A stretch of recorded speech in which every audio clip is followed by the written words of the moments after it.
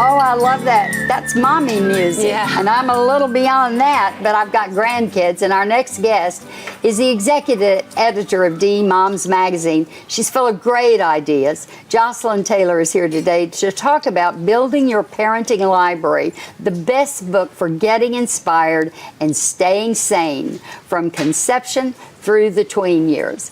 I was raised by I was an only child, so Right. I was raised very differently than my, peers. And then when I had a son at 40 years old, I know the first thing I ever taught him when he could understand was, I may not know enough about mothering, but I do know what my number one job is. And that is to never do for you what you can do for yourself. Yep. It's true. It's true. I think we do have a tendency to overparent and to helicopter parent, but I don't think it comes from a bad place. No. I think from the beginning. So the minute that you pick up your first parenting book, whether it's What to Expect When You're Expecting or a Dr. Sears book, you're being told all these things you should do and sort of, I think, inundated with the advice. And I think in a way, at least for me, it was overwhelming.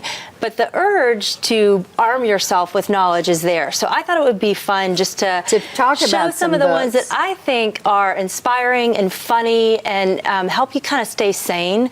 And this is really my most favorite thing to do, is talk about these, because it's the number one question I get from women, what should I be reading? So I picked a few for the early years and I sent them. I don't know if we have pictures of those, but as opposed to the guides, I really love the memoirs. So there's an author, Anne Lamott, who wrote a book. She is the best writer in the world. She's amazing. Traveling Mercies was the best book ever. So I actually read a lot of her books before I had a baby, and then when I had my first daughter, I bought this book, which is one of her older books. Oh, yes. I think this is the book every woman should get. If you're going to get What to Expect When You're Expecting, get this too and read it. You're so right. It is a book that made me literally feel sane after I had a baby. She writes so beautifully, so honest. And so honest and so funny. And I was laughing and crying and thinking, I'm not alone. And no matter how much you prepare before you have a baby, it's still an out of context preparation. And the minute that you're all of a sudden holding this baby and going,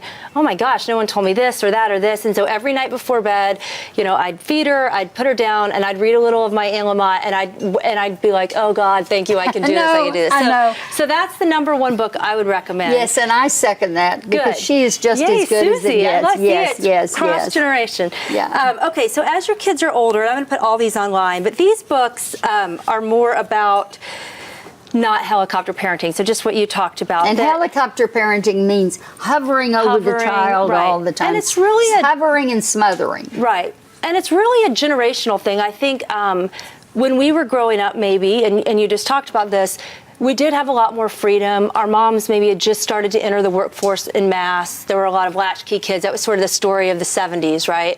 And so then I think you get women now who are in their 30s and 40s having kids going, oh, no, I want to be there for everything. And it's nobody's fault. I just think it's sort of the shifts in societal pressure. Right. Yeah, it so evolves. Now it's like, how do we balance that? How do we balance what society sort of pressures us to do? And how do we teach moms and women to trust their own instincts to relax and chill out? So that's when you should read this book, which these are all older books, but they stand the test of time. It was like a media firestorm when this came out, because all the press, I think it was the Journal and several other, were writing about the French mother who looked beautiful and who was walking through the park and her child is trailing behind her screaming, and she's like, I can't be bothered with that. That scene doesn't even exist in this book. No.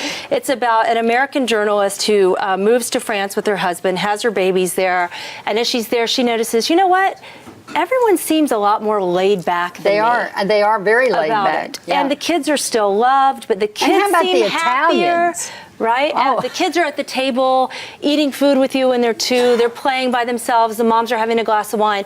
And the children seemed happier, though. It wasn't just about a mom being happier. All right, this one is Bringing Up Baby by Pamela Druckerman. Right. And what is the Free Range Kids? Okay, this one is also an older book that caused all sorts of hubbub.